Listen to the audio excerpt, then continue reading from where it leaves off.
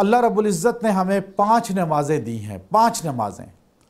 ابھی صبح جب انسان اٹھتا ہے تو اس کا شوگر لیول جو ہے وہ ڈاؤن ہوتا ہے، اس لیے جب کولیسٹرول آپ چیک کرانے کے لیے جاتے ہیں تو ڈاکٹرز آپ کو لیبارٹری والے کہتے ہیں کہ آپ نے نہار منہ آنا ہے، صبح صبح آنا ہے، خالی پیٹ انسان کا شوگر لیول جو ہے وہ ڈاؤن ہوتا ہے۔ اب آپ دیکھیے صبح چونکہ انسان لاغر ہوتا ہے تو اللہ تعالیٰ نے صرف 4 رکعات اس کو دی کہ 2 سنت 2 فرض ادا کرے، پھر اس کے بعد انسان ناشتہ کرتا ہے، کھاتا ہے، پیتا ہے، یہاں تک کہ دن کو انسان کافی کچھ کھا چکا ہوتا ہے تو اللہ تعالیٰ نے اس کو پھر کہا کہ تم نے جو ہے 12 رکعات ادا کرنی ہے۔ ظہر کے ٹائم 12 رکعات اس کو دی گئی تاکہ زیادہ ورزش ہو۔ نماز ایک ورزش بھی ہے۔ اب آپ دیکھیے کہ پہلے کہا کرتے تھے ڈاکٹرز کہ آپ جی جاگنگ کریں، پہلے کہ جی آپ دوڑیں، اب پتہ چلا دوڑنا زیادہ بھی نقصان دہ ہے، بڑھاپے میں ہڈیاں لاغر ہو جاتی ہیں۔ اب کہا جی آپ آہستہ آہستہ جو ہے تیز چلیں، چلنے میں آپ جو ہے میانہ روی رکھ کے تیز چلیں۔ یہ ہمارے نبی کا سنت ہے، حضور دن میں تیز چلا کرتے تھے، اس سے انسان کی صحت ہوتی ہے۔ لیکن نماز ایک ایسی چیز ہے جو انسان کو پوری ورزش فراہم کرتی ہے، پوری ورزش۔ یورپ کے کفار نے لکھا کہ جب انسان سارے دن چلتا پھرتا سوتا ہے تو انسان کے دل سے نیچے جو اعضاء ہوتے ہیں ان کو خون دل مہیا کرتا ہے، وہاں تو خون پہنچ جاتا ہے، گردش کرتا ہے، لیکن انسان کے سر، آنکھیں، دماغ، وہ خون وہاں نہیں پہنچ سکتا۔ جب انسان سجدہ کرتا ہے، لمبا سجدہ کرتا ہے تو انسان کے دل سے سر اور آنکھیں اور دماغ نیچے ہو جاتے ہیں تو انسان کا دل جو ہے وہاں تک خون پہنچاتا ہے اور انسان کا دماغ تر و تازہ ہوتا ہے، چہرے پہ رونق آتی ہے، چہرہ نورانی ہو جاتا ہے، حسین ہو جاتا ہے۔ اب مرد اور خواتین اگر یہ چاہتے ہیں کہ ان کا چہرہ حسین ہو، سجدہ لمبا کریں، نماز پوری پڑھیں، لمبا سجدہ کریں، چند دن میں چہرہ منور ہو جائے گا، دیکھنے والا کہے گا حسین اور نورانی چہرہ ہو گیا۔ اس کی وجہ یہ ہے کہ لمبا سجدہ انسان کو حسن دیتا ہے۔ اب وہ کھانا کھایا تو ظہر کے بعد رکعات زیادہ۔ اب چونکہ عصر کے قریب انسان ظہر کے بعد قیلولہ بھی کرتا ہے، عصر کے نزدیک پھر شوگر لیول ڈاؤن ہوتا ہے تو انسان اٹھتا ہے تو اللہ نے کہا صرف 8 رکعات پڑھو۔ اب وہ 8 رکعات پڑھی، اس کے بعد عصر کے بعد تھوڑا بہت انسان کچھ نہ کچھ کھا پی لیتا ہے تو مغرب میں پھر انسان کو جو ہے 7 رکعات بتائی گئی۔ اب وہ 7 رکعات پڑھتا ہے، چونکہ مغرب کے بعد اکثر کھانا کھا لیتے ہیں اور وہ بہترین وقت ہے کھانا کھانے کا، تو مغرب کے بعد جب انسان کھانا کھا لیتا ہے تو عشاء کی 17 رکعات انسان کو کہی گئی تاکہ وہ ہضم ہو جائے، پوری ورزش ہو جائے۔ پھر انسان جب سوتا ہے تو اس میں معدے پہ لوڈ نہیں ہوتا، بد ہضمی نہیں ہوتی، بیماریاں نہیں ہوتی۔ اب آپ دیکھیے چونکہ افطاری میں انسان پورے دن کا تھکا ہوا ہوتا ہے تو انسان ڈٹ کے کھاتا ہے، پیٹ بھر کے کھاتا ہے، پھر مغرب کے بعد بھی آ کے کھاتا ہے، تو اللہ تعالیٰ نے ہمیں اس 17 رکعات کے ساتھ 20 رکعات کا اضافہ کر دیا۔ یہ طبی نکتہ ہے تراویح کی 20 رکعات کا۔ اب وہ 20 رکعات جو تراویح کی ہیں ان کا اگر آپ شرعی نقطہ نظر سے دیکھیں تو رات اور دن میں 3 وتر ملا کر 20 رکعات فرض ہیں، فرض رکعات 20 بنتی ہیں 3 وتر ملا کر۔ اللہ نے 20 فرض رکعات رکھی ہیں تو تراویح کی بھی 20 رکعات رکھی ہیں۔ جب انسان کے فرض میں کوتاہی ہوگی قیامت کے دن وہ نفل جو ہیں، جو سنت ہے تراویح، وہ اس فرض کے کفارے کو اور کمی کو پورا کرے گی۔ اب تراویح جو ہے حضور اقدس صلی اللہ علیہ وسلم نے پہلے دن پڑھائی آپ نے صحابہ کو، اور رات لیٹ تک پڑھاتے رہے۔ دوسرے دن آپ نے پڑھائی، آدھی رات تک پڑھائی، تیسرے دن پڑھائی، اس سے تھوڑا اور زیادہ پڑھائی، چوتھے دن رسول اللہ صلی اللہ علیہ وسلم تشریف نہیں لائے، صحابہ باہر انتظار کرتے رہے یہاں تک کہ رات لیٹ ہو گئی تو صحابہ نے اپنی اپنی نماز الگ الگ تراویح کی ادا کر لی۔ حضور اقدس صلی اللہ علیہ وسلم نے ارشاد فرمایا صحابہ اگر میں چوتھے دن بھی پڑھا دیتا تو یہ عشاء کی طرح تم پہ فرض ہو جاتی۔ اس لیے تراویح کو سنت کہا جاتا ہے، سنت، یہ سنت ہے اور حضور صلی اللہ علیہ وسلم کی سنت ہے۔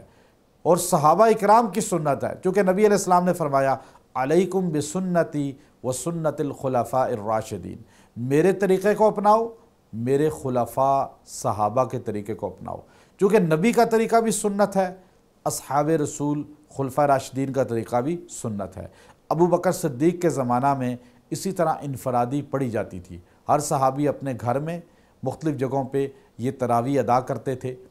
سیدنا عمر رضی اللہ تعالیٰ عنہ کے زمانہ میں آپ نے صحابہ کو جمع کیا اور یہ مشورہ کیا کہ کیوں نہ ایک امام سب لوگوں کو تراویح ادا کرائے۔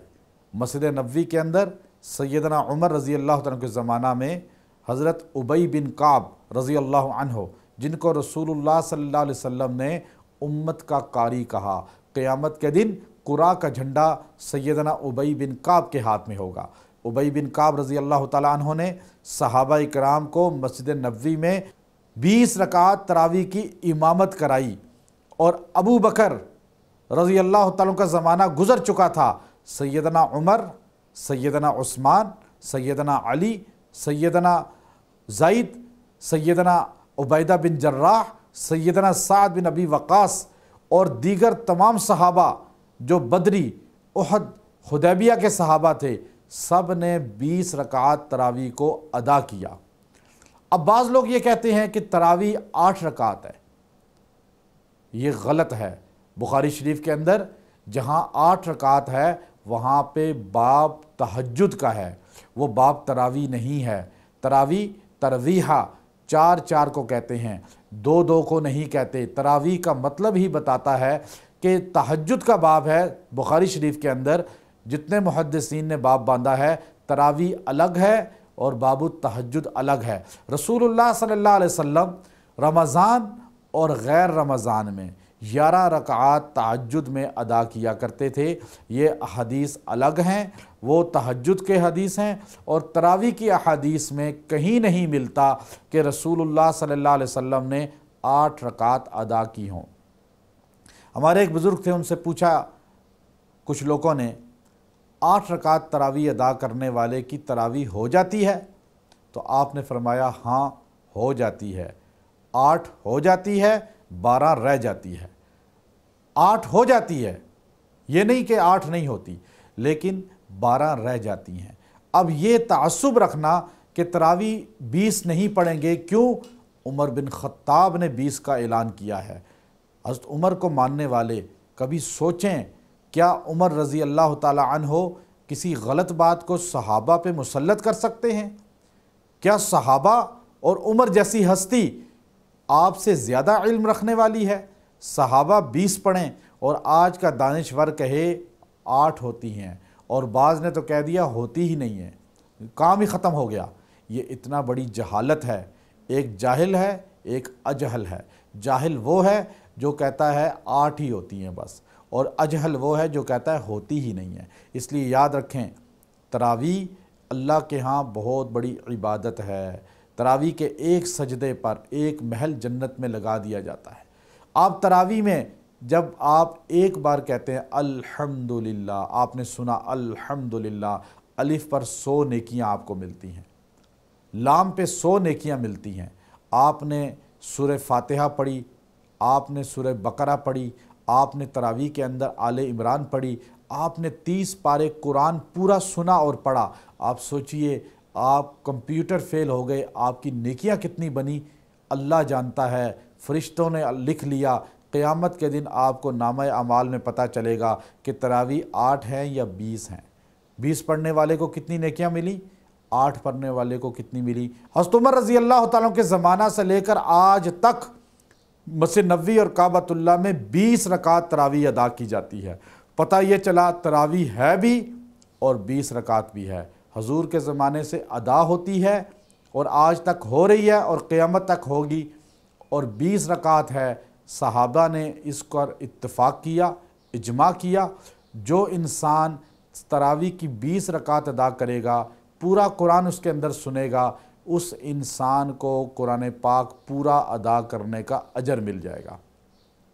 سیدنا علی رضی اللہ تعالیٰ عنہ کوفہ کی رات کے وقت بازار سے گزر رہے تھے، تو رمضان کے ماہ مبارک میں تو مساجد سے تلاوت کی آواز آ رہی تھی تراویح پڑھنے کی، تو آپ خوشی کے ساتھ کہنے لگے اللہ عمر کی قبر کو ایسے ہی منور کرے جیسے عمر نے ہماری مساجد کو تلاوت کے ساتھ منور کر دیا۔ اللہ تعالی ہمیں رمضان کی بابرکت ساعات کو سمجھنے کی توفیق عطا فرمائے۔ وآخر دعوانا ان الحمد للہ رب العالمین۔ ویڈیو کے نیچے سبسکرائب کے بٹن پہ کلک کریں، بیل کے آئیکن پہ کلک کیجئے تاکہ ہر نئی ویڈیو کی نوٹیفیکیشن آپ کو مل جائے۔